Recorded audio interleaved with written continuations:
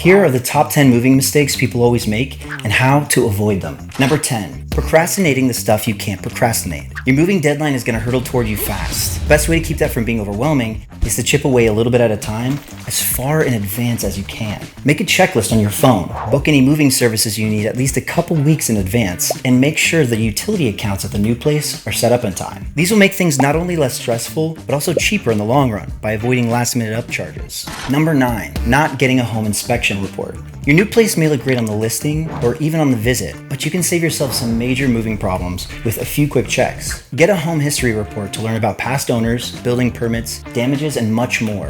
A home inspection report can tell you more about the current state of the property as well. Number 8, moving at the most expensive time. Did you know some days are far busier for moves than others? That's a problem because busier periods mean higher costs, less availability, and potentially less space to work with. Movers get booked, rental trucks get taken, and you'll be at the mercy of every last surcharge under the sun. As you can imagine, summertime, the start of the month, and weekends are by far the most popular for moving. If possible, plan your move when there's less demand. Number 7, boxing yourself into a single moving in or out day. If you can, give your move some breathing room. If you've only got half a day to complete the move, you're far more likely to get into a stressful situation. But if you clear out, say, a couple of days to allow for weather and other contingencies, you'll definitely be breathing easier.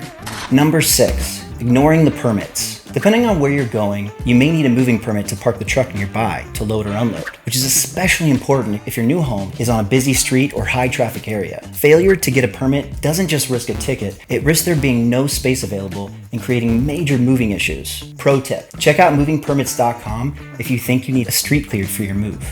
Number 5, skipping the insurance. It may seem like another pointless upcharge, but not getting insurance on that moving truck is a major gamble. That $15 to $50 investment will save you thousands if you have a little accident trying to navigate those huge vehicles. For real though, my friend once scraped a car trying to maneuver a moving van around the alleys of Chicago, and because of the insurance, the whole incident was free and took like 15 minutes to settle.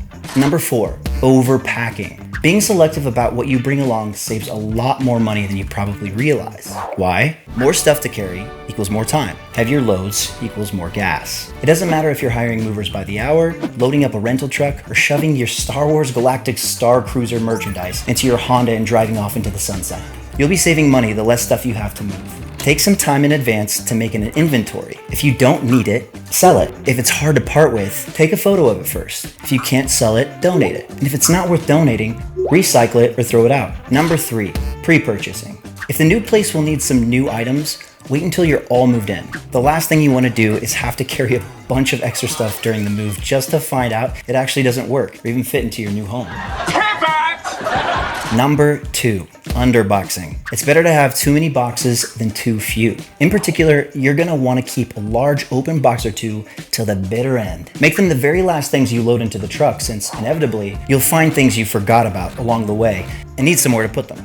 The number 1 moving mistake, doing it all by yourself. Hiring movers is easier and far more affordable than people realize. And after they're booked, they can condense what would have been 12 hours of work into 2 or 3. For a full list of vetted movers in your area with instant pricing, visit HireAHelper.com and follow us for more moving advice.